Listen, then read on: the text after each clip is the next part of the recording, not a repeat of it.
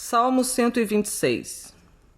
Quando o Senhor trouxe do exílio os que voltaram a Sião, estávamos como os que sonham. A nossa boca se encheu de riso e a nossa língua de cânticos de alegria. Então se dizia entre as nações: grandes coisas fez o Senhor a estes. Grandes coisas fez o Senhor por nós, e por isso estamos cheios de alegria. Restaura a nossa sorte, ó Senhor, como as correntes do Neguebe. Os que semeiam com lágrimas cegarão com cânticos de alegria. Aquele que leva a preciosa semente, andando e chorando, voltará com cânticos de alegria, trazendo consigo os seus molhos. Amém. O salmo que foi lido fala do poder restaurador de Deus. E na verdade, queridos, este é o tema da Bíblia, este é o tema da palavra. A especialidade de Deus é consertar, é emendar, e mais do que isso, é refazer, é recriar. Por isso a própria Bíblia diz: se alguém está em Cristo, nova criatura é, as coisas velhas passaram, eis que tudo se faz novo. Este salmo foi um salmo escrito numa referência à dor, à agonia e à crueldade de um cativeiro que durou 70 anos, quando Israel esteve sob o domínio do povo assírio-babilônico. E este salmo fala de dois momentos: do momento da dor, do momento da ferida e do momento da restauração, da vibração e da alegria. E se nós aplicamos isto à nossa vida, certamente muitos de nós nessa noite temos por que nos alegrar e temos motivos para dar muitas graças a Deus. Eu pessoalmente lembro que quando Deus me libertou, me arrancou das garras do mal, do pecado, um dia, ainda na minha juventude, eu fiquei pasmo ante a abrupta e repentina mudança de vida. Coisas que até então eram amarras, de repente se quebraram. Coisas que me prendiam, algemas absolutamente indestrutíveis, foram rompidas, como que num passe de mágica. E uma nova vida desabrochou. A Bíblia passou a ter letra diferente, a ter interpretação nova. Tornou-se fácil ler a Bíblia, fácil entender a Bíblia. E aquelas coisas que antes para mim eram extremamente complicadas e difíceis, de repente surgiram aos meus olhos como uma coisa muito boa e muito simples para o meu coração. E lendo este salmo eu percebo que houve na minha vida 3 consequências que aparecem no texto. Em primeiro lugar, este salmo diz que quando a gente é liberto, quando nós somos libertos, e a Bíblia diz: conhecereis o Filho e o Filho vos libertará, e se o Filho vos libertar, verdadeiramente sereis livres. Quando conhecemos esse libertador, 3 coisas acontecem imediatamente, na hora, no ato. Em primeiro lugar, ficamos como quem sonha. Nós ficamos assim, meio tolos, meio bobos, andando, rindo à toa, conversando com os outros. Tudo é motivo para dar graças a Deus, tudo é motivo para alegria, tudo é uma razão para cantar. A gente começa a falar sem parar, fala de Jesus no café da manhã, no almoço, na janta. O reino de Deus passa a ser uma coisa tão concreta em nossa vida que de vez em quando nós nos beliscamos para saber se aquilo é verdade ou se não é um sonho. E às vezes pedimos a Deus que não nos deixe acordar deste sonho tão agradável, tão bom e tão gostoso. Quando isso aconteceu na minha vida, eu em lágrimas dizia: puxa vida, ontem eu queria morrer, andava aí com a alma de luto em luto, e hoje sou o campeão da vida, de um dia para o outro, de um instante para outro, onde eu só via coisas erradas, negativas, destrutivas. Eu era uma pessoa extremamente pessimista, embora desse ao pessimismo o nome de realidade. eu dizia isso é a realidade, e achava que qualquer otimismo era um sonho, um devaneio, uma ilusão, uma embriaguez da alma, da psique, da mente. Entretanto, quando isso aconteceu comigo, repentinamente eu me vi tomado por esta situação de dizer: é verdade, aconteceu, é um fato. Já não é mais história de outros, já não é mais testemunho, depoimento que eu ouço de alguém. Aconteceu comigo, mudou alguma coisa.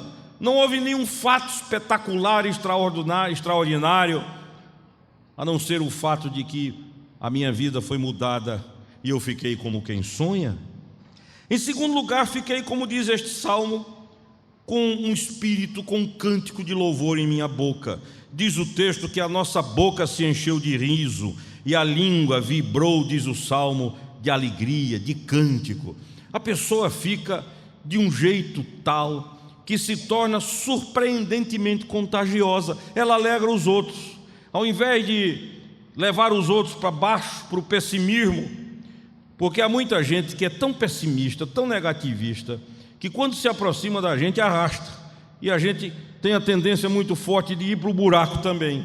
Mas aqueles que são tomados pelo Evangelho, pelo poder de Deus, pela palavra de Deus, e que conhecem a transformação que Jesus opera, começam a contagiar as outras pessoas com alegria, e alegria para todo lado. Louvado seja o nome do Senhor.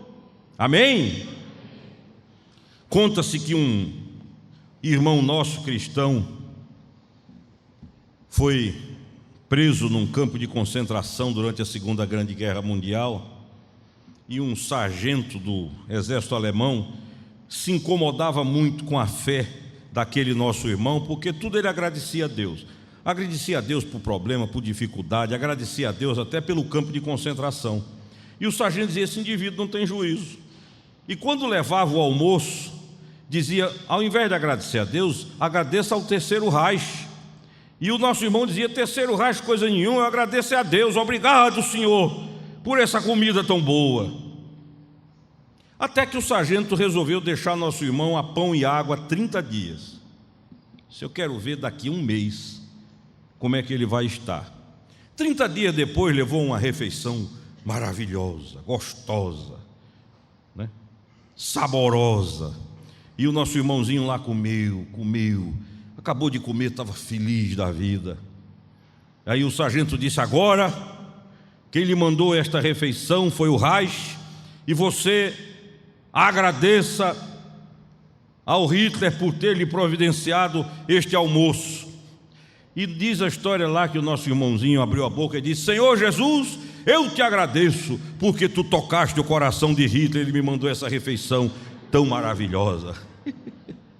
Parece brincadeira, mas você já leu as cartas de Paulo? Paulo nunca deu ao Império Romano o gosto de dizer Paulo, prisioneiro de Roma. Ele estava preso, acorrentado no tronco, vigiado por um centurião. Mas quando ele abre as suas cartas, ele diz: Paulo, prisioneiro de Cristo. Não há uma só menção do império que o prendeu, ou do centurião, ou da força local. Paulo diz: eu estou aqui, em última instância, porque o Senhor Jesus quer, então é aqui que eu estou. Ele nunca disse Paulo, prisioneiro de Nero, ele dizia Paulo, prisioneiro de Cristo. Em terceiro lugar, as pessoas começam ao nosso redor a dar testemunho do que aconteceu em nossa vida. As pessoas dizem: grandes coisas fez o Senhor por eles. Olha, aquele indivíduo mudou, ele é meu vizinho há 30 anos, eu conheço, sei dos problemas dele, sei o quanto esse indivíduo já aprontou aqui no bairro. Eu sei que pior do que ele não pode existir, mas eu tenho que dizer uma verdade: o indivíduo mudou. E há pessoas que se tornam tão apaixonadas por Jesus com a mudança que às vezes criam problemas para elas. Eu conheço um pastor chamado Reverendo Antônio Neri. Ele fez um dos nossos cursilhos aqui em Moreno e saiu extasiado. Ele é de João Pessoa, saiu empolgado, saiu nas nuvens. Aí pararam o carro aí numa farmácia para comprar um remédio, porque alguém precisava lá, uma dor de cabeça, não sei. E o pastor Nery desceu. Veio a senhora da farmácia para atendê-lo, e de repente Nery olhou para a mulher e disse: olhe, eu tenho um amigo que está apaixonado pela senhora. E o marido da mulher disse: como é a história? Nery disse: não, é Jesus, é Jesus. Eu venho agora de um concílio. E aí deu um testemunho. Ele disse: eu fiz aquilo assim porque eu estava nas nuvens, voando, nunca vi um negócio tão gostoso, que maravilha tudo aquilo. A gente fica assim, e as pessoas ao redor da gente começam a testificar da mudança. Era assim, mas agora mudou, louvado seja o nome do Senhor. Houve um rei em Israel chamado Manassés, ruim. Eu não tenho nenhum receio de dizer que ele foi o homem mais ruim da história deste planeta. Filho de um homem de Deus. O pai dele, Ezequias, era um homem santo, mas gerou uma desgraça. No mínimo, não criou bem aquele indivíduo, como foi Davi com Absalão. Foi um excelente rei, mas um péssimo pai. E diz a Bíblia que Manassés era agoureiro, adivinhador, prognosticador, consultava os mortos, sacrificou 2 filhos dele a uma divindade pagã chamada Moloque, que era dos amonitas, e diz o texto que ele achava pouco e tinha prazer em provocar a ira de Deus. Diz a Bíblia em 2 Crônicas capítulo 33, que o indivíduo tinha prazer em provocar a ira de Deus. Era muito ruim. E Deus deu a Manassés todas as chances, todas as oportunidades. Mandou profetas, pregadores, anunciadores, e Manassés debochava, brincava, até que um dia o juízo veio. Chegou o dia do acerto, do encontro, e ele foi levado cativo para a Babilônia. E conforme uma tradição babilônica, tiraram a roupa de Manassés, puseram-lhe ganchos nas costas, suspenderam Manassés por gancho, deram-lhe um banho de uma resina pegajosa, rolaram o seu corpo na terra. Ele ficou um monstro, meio deformado visualmente falando, e desfilaram com ele humilhado pelas ruas da cidade. Mas diz a Bíblia em 2 Crônicas 33, que no meio de toda essa desgraça, dessa humilhação e dessa tragédia, Manassés fez 3 coisas: chorou muito, humilhou-se e orou ao Deus dos seus pais. Ele lembrou do pai, da criação, dos ensinamentos, do que havia sido transmitido. E o que me surpreende é o poder de perdão que há em Deus, que a nossa mente não consegue entender, porque o verso seguinte diz assim: e tornou-se Deus favorável para com Manassés. Amém. Sabe o que foi que Deus fez? Levou esse indivíduo de volta para o reino, deu-lhe o trono outra vez, e ele desfez tudo quanto havia feito de ruim, reconstruiu tudo certinho, e quando acabou de fazer tudo, morreu e dormiu com seus pais. Louvado seja o nome do Senhor. As pessoas sabem, as pessoas dizem, os colegas, os amigos, todos veem. Quem nos viu cabisbaixo, azedo, amargo, infeliz, agora nos vê diferente, diz: aquilo não é uma pessoa, aquilo é uma festa, aquilo é uma celebração, aquilo não é uma vida. Eu não consigo ver essa pessoa mais triste, abatida, irritada, por onde passa, contagia, é virulento do ponto de vista da saúde psicológica, espiritual, emocional. Alguma coisa aconteceu, e as pessoas dizem: e é coisa de Deus, isto é coisa de Deus. Amém. Quem é de Jesus tem essa história para contar. Eu sei que muitos aqui têm essa história para contar. Pastor, eu era assim, agora Jesus me mudou. E melhor, não apenas me mudou, continua me mudando. Bendito seja Ele, amados irmãos. A gente aqui que conta isso. Mas infelizmente há muitas pessoas aqui também, eu tenho certeza, que um dia contaram essa história e hoje já não podem contar mais, porque no meio da caminhada alguma coisa muito trágica aconteceu. É um passado alegre, mas um presente melancólico. Alguém que cresceu no culto, na igreja, nos cultos, que conhece a palavra de Deus, que experimentou deste mel, desta alegria, mas que por alguma circunstância, ou por decepção com algum líder, ou por um esfriamento proveniente do mundo, da sociedade em que se vive, desistiu da caminhada, esfriou, tornou-se uma pessoa absolutamente indiferente, neutra com relação às coisas de Deus. E é um presente que, do ponto de vista espiritual, já não tem muito sentido. A salvação e a vida com Deus é apenas uma lembrança do passado, de uma história, um conto, uma recordação inesquecível, bonita, gostosa, mas é apenas saudade. Hoje a situação mudou. Quando Michelangelo foi fazer o quadro da Ceia do Senhor, e ele começou a pintar, apóstolo por apóstolo, ele então precisava pintar o Senhor Jesus Cristo, e ele fez um convite para que jovens se apresentassem, a fim de que ele selecionasse um modelo, para que ele se inspirasse naquele modelo para fazer o rosto de Jesus de Nazaré. E depois de muito trabalho, muita escolha, ele chegou a um rapaz muito bonito, que transmitia pureza, paz, tranquilidade, confiança, firmeza, intrepidez. E Michelangelo disse: é esse. E fez o quadro ali, fez a pessoa de Jesus, pintou, gratificou o rapaz e mandou que ele fosse embora. E alguns meses depois, continuando aquela pintura, ele chegou ao momento em que deveria pintar Judas Iscariotes. E ele disse: eu vou buscar alguém que também me inspire a pessoa, me mostre a pessoa de Judas no rosto. Alguém que transmita um ar de traição, de um caráter deformado, alguém cujo rosto me mostre que é capaz de passar para trás as pessoas que mais investiram na vida dele.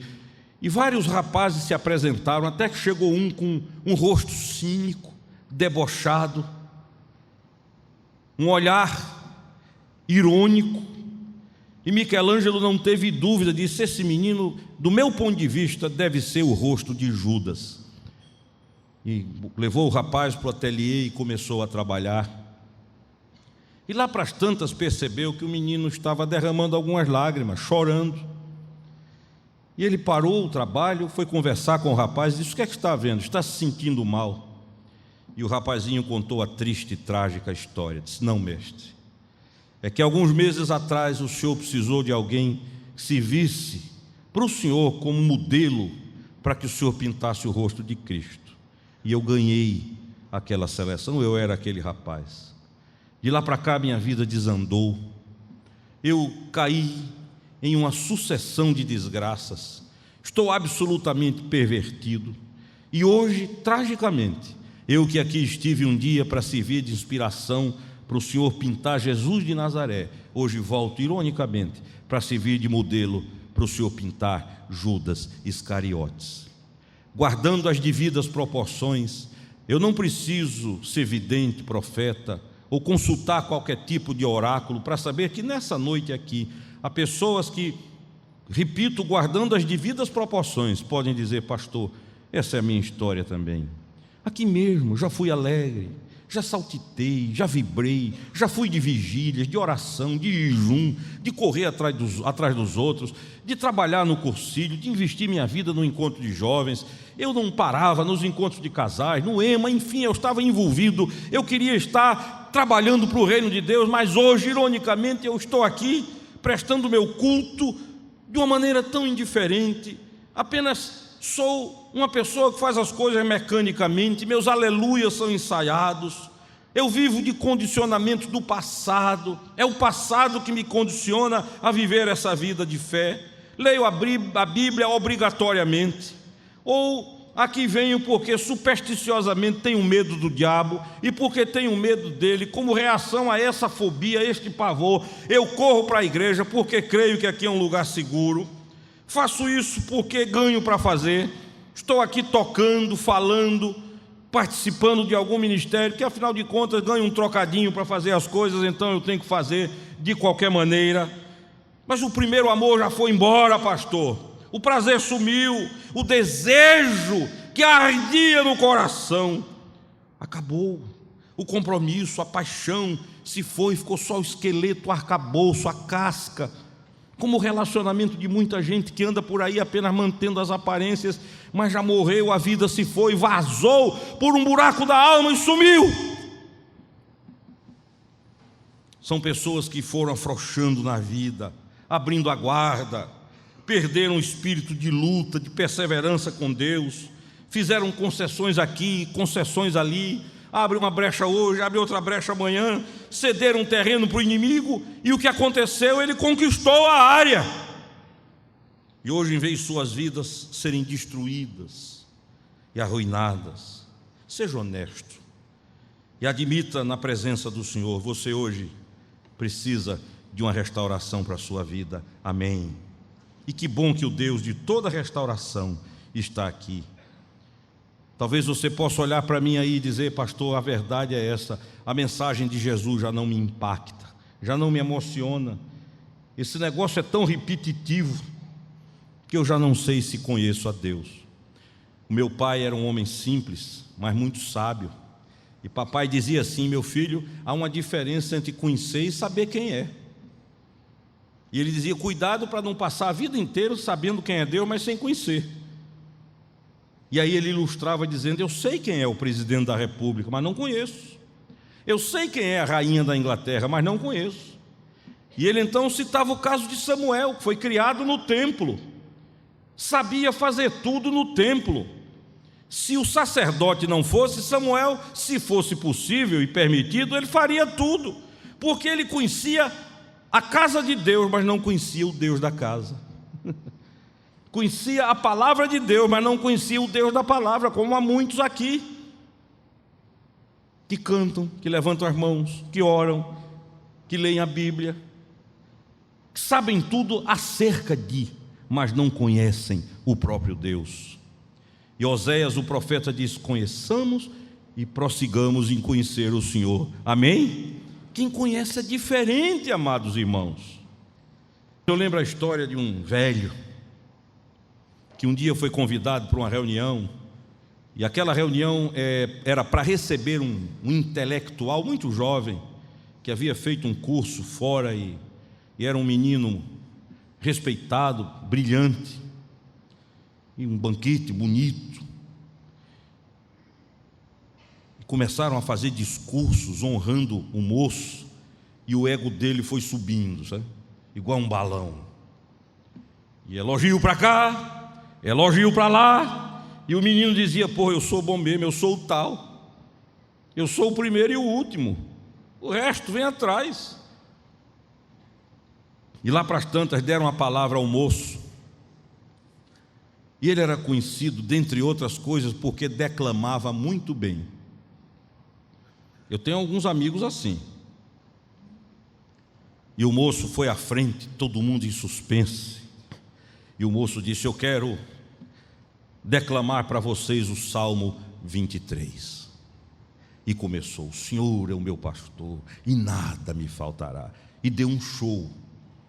Quando ele acabou de declamar, todos aplaudiram, gritaram, saltaram do pescoço do moço: você é o tal, você é bom demais, olha, ninguém é comparável. O menino. E aí alguém teve a ideia de convidar esse velho pastor que estava ali, de cabeça branquinha, para dar uma palavra. E aquele velhinho foi à frente e disse: eu também gostaria de declamar o Salmo 23. E disseram: pronto, agora ele enlouqueceu de vez. Por quê? Falar depois desse moço já é um risco, e dizer o que ele disse é loucura total. Mas o velhinho começou: o Senhor é meu pastor. E gagueja um pouco, começa de novo, vai, volta. E o moço sentado ao lado percebeu que à medida que o velhinho falava, alguns começaram a derramar lágrimas. Viu alguns olhos umedecidos, gente chorando.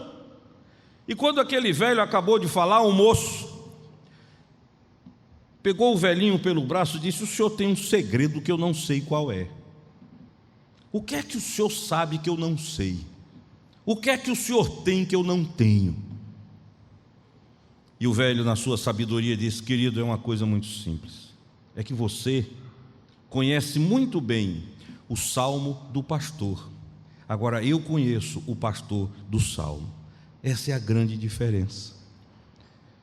Há muitos de vocês que talvez há anos venham a essa igreja, participem de algumas atividades, mas que nunca tiveram o gosto de conhecê-lo pessoalmente.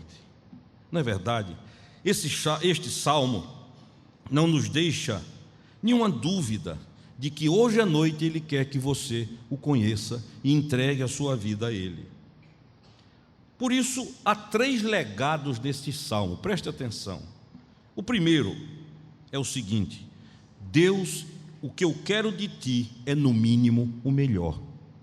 Porque quem diz assim, restaura, se a restauração for menor do que a queda, não é restauração. Restauração, para ser restauração, tem que ser maior do que o prejuízo, não é verdade? Então, quando o salmista diz restaura a nossa sorte, ele está dizendo: eu quero que seja no mínimo igual ao que era. É daí para lá. Restaura, dá sabor, tempera, faz de novo. Eu caí numa rotina, a vida familiar perdeu o gosto, o prazer, a alegria, o sabor. Agora restaura. A minha vida espiritual murchou, eu já não tenho mais o prazer dos primeiros dias, mas hoje restaura, faz de novo, e eu quero, Deus, no mínimo o melhor. Eu não abro mão, não negocio. O Senhor vai ter que dar para a minha vida hoje, aqui e agora, no mínimo o que eu já tive. Para menos do que isso eu não quero. Amém? Gente que diz: eu creio que tu podes me dar no mínimo o melhor. É interessante que há algumas pessoas que são especialistas em botar os outros para baixo. Você já viu aquele indivíduo novo convertido que chega feliz da vida? Amém, aleluia, graças a Deus, que maravilha. Aí aparece um antigo e diz: olha, aproveita essa fase porque passa logo. Segure aí, meu filho. Entretanto, esse salmista diz que quando Deus restaura, é efeito cascata, vai melhorando, melhorando até chegar no céu. Restaura meu compromisso, meu zelo, meu amor, minha paixão. Em segundo lugar, este salmo me deixa a herança de que os desertos da minha vida podem ser transformados em rios. Louvado seja o nome do Senhor. Amém? Cada um de nós aqui tem seus desertos. Observem o que diz o salmo: como as torrentes do Neguev. O Neguev é um deserto calcário, horroroso. Eu tive oportunidade de viajar em alguns desertos durante a minha vida, o Saara, o Sinai, e este deserto do Neguev. E você sabe que a rodovia fica aquele negócio no meio da areia, só pista e areia, nada mais, não há vida, não há coisa nenhuma. Agora, interessante é que os beduínos sabem onde acham água. Sabe por quê? Porque uma vez por ano, quando chove no norte do país, as correntes subterrâneas descem para o sul, por baixo. Eu não vejo, você não vê, ninguém vê. Mas o beduíno experiente chega ali, começa a cavar e daqui a pouco a mão está molhada. Porque ele sabe, ele conhece as torrentes do Neguev. Ele sabe onde o deserto bota a água para fora. E o que o salmista está dizendo é: restaura a sequidão da minha vida. Minha vida virou um deserto, está árida. Há muito tempo que eu não sei o que é sorrir, o que é me alegrar, o que é vibrar com alguma coisa. Há muito tempo que eu sou vítima da insensibilidade, da indiferença, da tristeza. Senhor, olha para esse deserto, tem misericórdia. Eu sei que debaixo dessa areia há água. É por isso que Jesus diz: aquele que crê em mim, do seu interior fluirão rios de água viva. Aleluia. Amém, irmão? Você crê nisso? Diga amém. Seu interior vai fluir rio. Em terceiro lugar, este salmo me ensina que o duro trabalho de hoje é o prelúdio da glória do amanhã. Amém? Diz o texto: os que com lágrimas semeiam, com júbilo ceifarão. Aquele que sai andando e chorando, diz o texto, diz este salmo, enquanto semeia, voltará com júbilo, trazendo os seus feixes. É possível que muitos de vocês já estejam cansados, dizendo: Senhor, eu já orei tantos anos pela conversão do meu marido, do meu noivo, do meu namorado, da minha esposa, da minha namorada, da minha noiva, do meu filho, dos meus pais. Eu não aguento mais. Persevere. Olhe para o Senhor e diga: olha, eu não vou desistir, eu não abro mão da bênção. Ainda que eu tenha que regar com lágrimas, eu vou plantar essa semente. Eu vou plantar a sementezinha, Senhor Jesus. E se não tiver água para regar, eu vou chorar e vou regar, mas ela vai produzir vida em nome de Jesus e para a glória de Deus. Amém? É isso, não desista. Siga, persevere. Não abandone o projeto, o sonho que um dia engravidou a sua mente e lhe fez sonhar tanto. Os que com lágrimas semeiam, com júbilo ceifarão. Olhe para o inimigo da sua vida e diga: fique sabendo, seu Satanás, que eu vou colher o que eu estou plantando. E não é você que vai impedir. Assim como as torrentes passam pelo deserto e produzem vida, eu sei que o duro trabalho da minha perseverança vai produzir resultado para a glória de Jesus. Susana Wesley orou 40 anos pelos seus 2 filhos, John e Charles Wesley. 40 anos investindo em oração, um dia após outro, e ela estava ali de joelhos, pedindo a Deus pela vida dos filhos. Os que com lágrimas semeiam, com júbilo ceifarão. O que é que você quer? Você quer ser um contador de belas histórias do passado? Ou você quer ser honesto e enfrentar o presente cara a cara, hoje, aqui e agora, em nome de Jesus? Você quer olhar para o futuro e ver as águas de Deus na sua vida? Quer hoje enfrentar os custos disso aí? Escute, a dor da obediência é o prelúdio da vitória, é o parto de dor, de sofrimento, mas que produz vida para a glória de Deus. Amém. Restaura, Senhor. Olha para a minha vida nessa noite, para o meu casamento, para os meus filhos, para a minha firma. Um dia isso tudo andou tão bem, mas murchou, está murchando e vai morrer. Vai não, vai reviver em nome de Jesus. Hoje você vai olhar para o deserto e dizer: vai aparecer água deste Negueve. Hoje você vai olhar e vai dizer: Senhor, continuo plantando, ainda que eu regue com lágrimas, ainda que a água para regar a semente das minhas orações seja o meu choro, eu vou continuar orando e chorando, chorando e orando, até o grande dia da vitória. Bendito seja o nome do Senhor. Philip Yancey conta, e ele me contou isso pessoalmente, que ele e a esposa, ela é uma psicóloga, eles saíam para evangelizar as áreas miseráveis de Chicago, viciados, prostitutas, gente excluída da vida.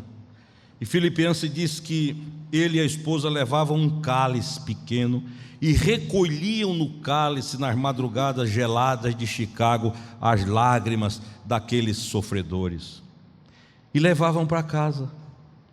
E ele disse: muitas vezes eu umedecia o pedaço de pão que nós íamos comer com as lágrimas daqueles que sofriam.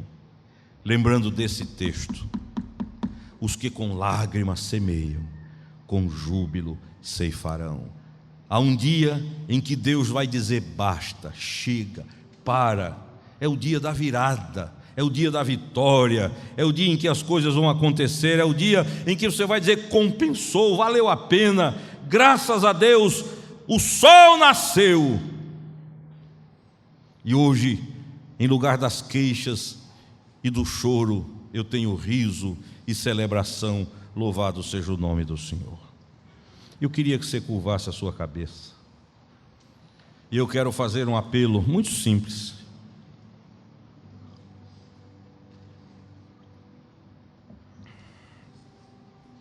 Nada do que eu falei nesta noite é segredo para você. Nada do que eu falei é absurdo Eu sei que para muitos de vocês é realidade aqui e agora, porque muitos de vocês, ao seu próprio modo, estão enfrentando um deserto. Frequentemente as pessoas que vêm ao gabinete pastoral, depois que contam seu sofrimento, elas dizem assim: pastor, eu nunca esperei que isso fosse acontecer comigo. Esta é uma das frases mais ouvidas nos aconselhamentos que a gente faz. Mas aconteceu. De repente, a notícia, a constatação, o diagnóstico, o fato. Ia tudo bem, mas o deserto chegou. Tudo ia às mil maravilhas, mas num abrir e fechar de olhos, as circunstâncias mudaram. O marido esfriou para um lado, a esposa ficou como que robotizada de tanto sofrimento, de tanta decepção, de tanta agonia, de tanta expectativa frustrada, que não lhe restou outra coisa senão anestesiar-se na vida e seguir vida fora, pedindo a Deus que não sinta mais nada, nem alegria, nem tristeza. Se conforma com a passividade.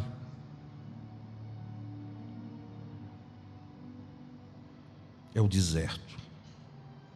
E o deserto traz consigo os escorpiões, os animais típicos da aridez. E a Bíblia seria um livro horroroso se ela terminasse por aí. Mas graças a Deus, no meio deste som wagneriano do Salmo 126, repentinamente surge a palavra de esperança que diz: restaura, faz de novo, tu podes. E eu quero no mínimo o melhor. Pega essa família que um dia foi unida, que hoje se come, se destrói, mete paz de novo. Esse relacionamento que um dia parecia uma eterna lua de mel, mas que sucumbiu. Senhor, eu quero abrir um buraco hoje nesse deserto, eu quero beber água nele. Meu filho, que eu levei nos braços, para quem eu sonhei os sonhos mais lindos, os projetos mais ousados, que de repente se transformou nisso que está aí. A única palavra que falamos eu e ele e que entendemos é bom dia, boa tarde, boa noite e mais nada. Há um abismo. Como mudou.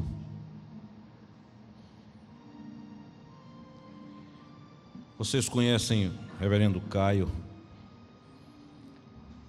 Foi criado no Evangelho, mas aos 17 anos, aos 13 anos, melhor dizendo, descambou para uma vida de regrada. Tornou-se um viciado, dependente, tomou as drogas mais absurdas e violentas que se pode imaginar. E o pai pastor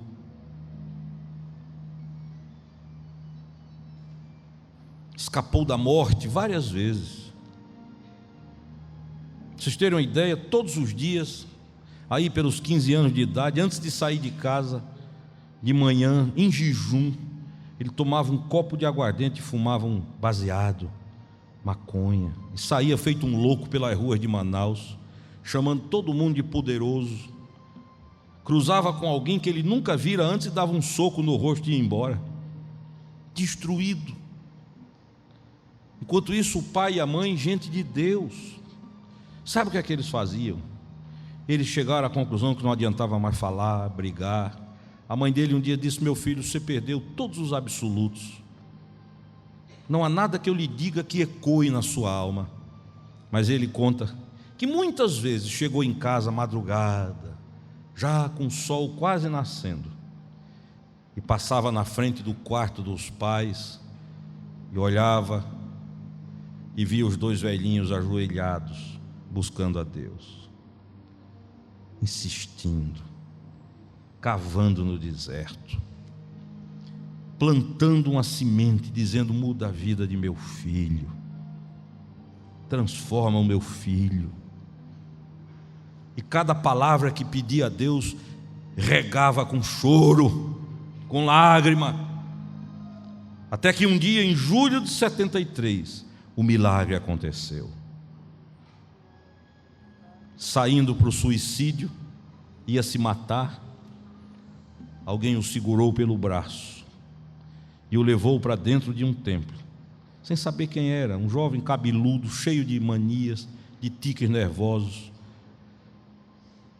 E aquele jovem que ele veio encontrar 23 anos depois, disse: entre aqui e ouça uma mensagem que pode mudar a sua vida. E mudou. E tornou-se, pela graça de Deus, o maior líder da igreja cristã evangélica nesse país, em toda a sua história. Autodidata, nunca foi a um seminário, mas foi usado por Deus em mais de 40 países do mundo. Esteve com líderes, com reis, com gente de todo tipo, porque um pai e uma mãe não desistiram, e madrugadas e madrugadas plantaram na areia e regaram com choro, e a obra foi feita. É assim que Deus faz. O Espírito Santo estava trabalhando, está trabalhando aí também, você pode até não ver. É o que diz o livro de Jó: ainda que digas que não vês, a tua causa está diante dele. Amém.